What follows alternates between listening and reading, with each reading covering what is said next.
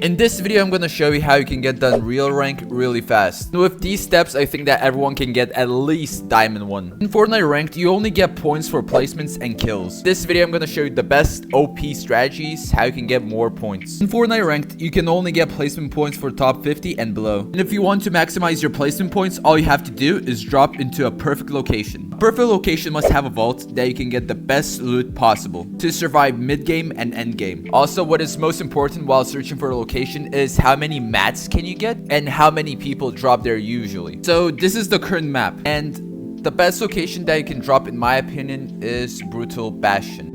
It's a perfect location because it has a vault where you can get a Havoc shotgun, which can one-shot other enemy players. There you can find an AR that does 26 damage to the body and 52 to the head. Also, you can find up to 6 slurp juices that you and your team can use in endgame. Brutal Bastion also has a lot of mats you can farm, and also quick mobility. It has 3 launch pads at these locations. If you're gonna land in Brutal Bastion, I do recommend that you would buy a white skin, that other players will have a harder time seeing you. I would recommend to buy a superhero skin or a soccer skin like I have. I can definitely say it has given me a big advantage. Most players can hardly see me when I'm from a distance, so in my opinion, it is worth it. By the way, if you decide to buy something from the shop, make sure to use code NOTSTELIX in the item shop. Another tactic that you can get more placement points is always go to dead side. Dead side is a term that Fortnite players use. That means not a lot of people are going through this specific point of the zone. That means you will have a lower chance of seeing other players. You can avoid fights you don't need and just focus on gathering mats, getting high ground, and trying to third-party people. Now that we know the location we're gonna be landing in, I'm gonna talk about the mechanical side. Before hopping on, make sure you're in a good mood and well rested. Because if you're not well rested, that will really slow down your reaction time. And if you're in a bad mood,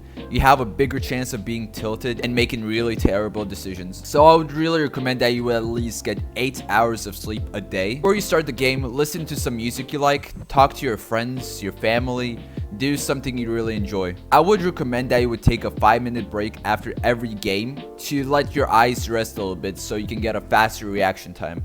Another thing you can do before playing ranked, I would really recommend that you would go to creative and warm up your mechanics. Mostly, I like to play maps like FFA, Boxfight, Zone Wars to warm up. It's a really good map to improve your mechanics and reaction time. The code is on the screen right now. Another way you can warm up your mechanics is use special training maps. These maps help fix your aim and improve your mechanics. The code is on the screen right now. Now I'm gonna be talking about how you should play in game. You shouldn't be listening to any music or watching any videos at this point because you're gonna be distracted and you're not gonna focus 100% in the game. You need to be focused in the game and listen to callouts. If you have any members of your family or friends in your room, then nicely ask them to either leave or be quiet. Because if they're quiet, they probably won't grab your attention and you can focus on the game.